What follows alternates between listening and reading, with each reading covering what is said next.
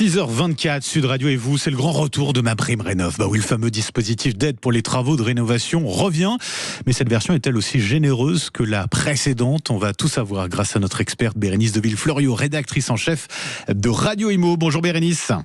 Bonjour Benjamin. Et merci d'être avec nous. Alors on le rappelle, MaPrimeRénov' avait été suspendu début janvier, faute de budget. Cette fois-ci, ça y est, on a le budget, il a été adopté. Le ministre du Logement, Bérénice, a déclaré la semaine dernière que le guichet allait rouvrir dans quelques jours. On en est où? On en sait plus là? Oui, MaPrimeRénov' revient. Alors la réouverture du guichet se fera en même temps que la promulgation de la loi Finances 2026. Et donc ça concerne l'ensemble des parcours et l'ensemble des ménages. Il faut savoir que l'État remet de l'argent dans la machine. Donc il y a 3,6 milliards d'euros qui sont prévus cette année pour financer les travaux de rénovation. Donc très bonne nouvelle pour ceux qui ont un projet de travaux dans les tuyaux et aussi pour les 83 000 dossiers qu'il y aurait en attente depuis la fin de 2025. Les travaux vont pouvoir démarrer parce que c'était des dossiers bloqués.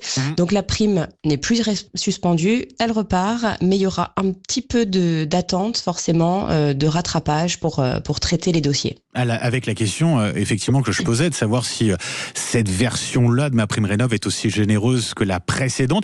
Qui aura accès cette fois-ci à MaPrimeRénov' et pour quel type de travaux on pourra en bénéficier? Donc on reste sur la même version. Donc il y a deux parcours possibles. D'accord. Le premier, c'est le parcours par geste. Vous remplacez juste votre chaudière ou vous installez une pompe à chaleur, une ventilation. Donc c'est un geste, c'est ouvert à tous, mais le montant dépend fortement de la catégorie de vos revenus. Faut le dire, pour les revenus supérieurs, l'aide est souvent réduite.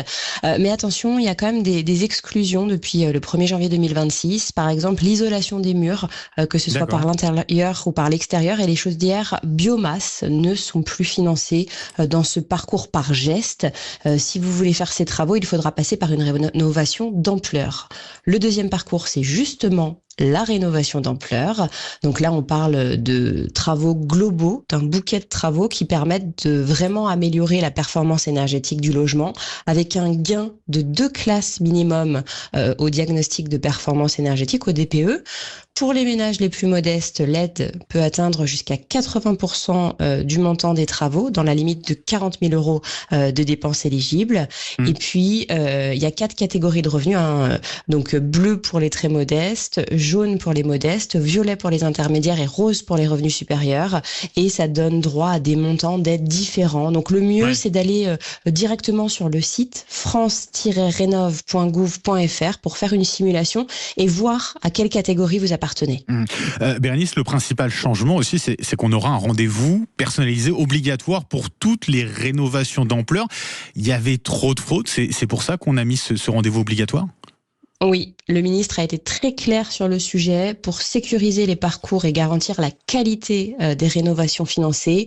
Un rendez-vous, vous l'avez dit, personnalisé avec un conseiller France Rénov' est obligatoire désormais avant même de déposer votre dossier de demande d'aide pour une rénovation d'ampleur. Pourquoi ? Oui, il y a eu beaucoup de fraude, il y a eu des malfaçons, des dossiers problématiques, des travaux qui n'ont jamais été finis.